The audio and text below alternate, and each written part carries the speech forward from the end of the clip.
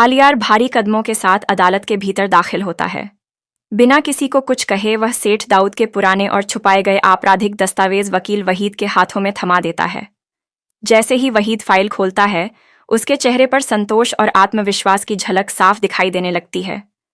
वह तुरंत जज की ओर रुख करता है और गंभीर स्वर में कहता है, माय लॉर्ड, यही वो सबूत हैं जो साबित करते हैं कि सेठ दाऊद ही असल में मुजरिम मूसा है। ये कहते हुए वह फाइल अदालत के सामने पेश कर देता है। फाइल देखकर दाऊद के पैरों तले जमीन खिसक जाती है। वह समझ ही नहीं पाता कि इतने साल पुराना और गोपनीय रिकॉर्ड आखिर इनके हाथ कैसे लग गया।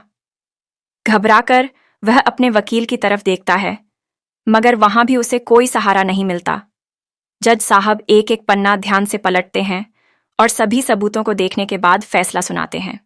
अदालत दाऊद उर्फ मूसा को 10 साल की सख्त सजा सुनाती है। फैसला सुनते ही पुलिस दाऊद को हथकड़ी लगाकर कोर्ट से बाहर ले जाती है।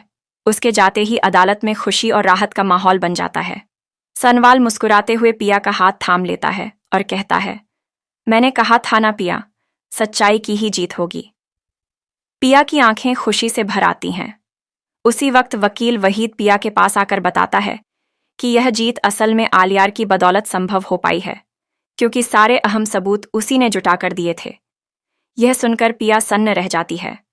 उसे अपनी गलतफहमियों और भूल का एहसास होता है।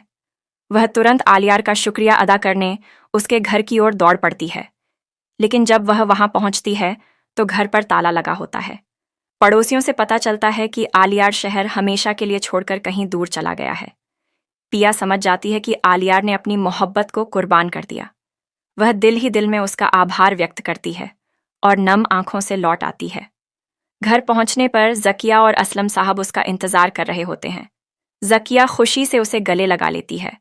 अब घर का माहौल पूरी तरह बदल चुका होता है। डर की जगह सुकून ने ले ली होती है। शाम को असलम साहब पिया को अपने पास बैठाकर प्यार से कहते हैं, बेटी, अब तुम्हें अपनी जिंदगी में आगे बढ़ना चाहिए। क्या तुम्हें सनवाल पसंद है? पिया शर्माते हुए सिर झुकाकर जवाब देती है कि वह सनवाल से बहुत मोहब्बत करती है। ये सुनकर असलम साहब और जकिया बेहद खुश हो जाते हैं। बिना देर किए वे सनवाल के घर रिश्ता तय कर देते हैं और मौलवी साहब को बुला लिया जाता है। अगले ही दिन सनवाल बारात लेकर पिया के घर पहुंचता है। घर को दुल्हन की तरह सजाया जाता है। शेरवानी में सनवाल बेहद जंच रहा होता है। निकाह के दौरान पिया और सनवाल दोनों खुशी से कबूल है कहते हैं। इसके बाद रुखसती का वक्त आता है। असलम साहब और जकिया नम आंखों से अपनी बेटी को विदा करते हैं। सनवाल पिया को अपने घर ले जाता है और उसे हर खुशी देने का वादा करता है।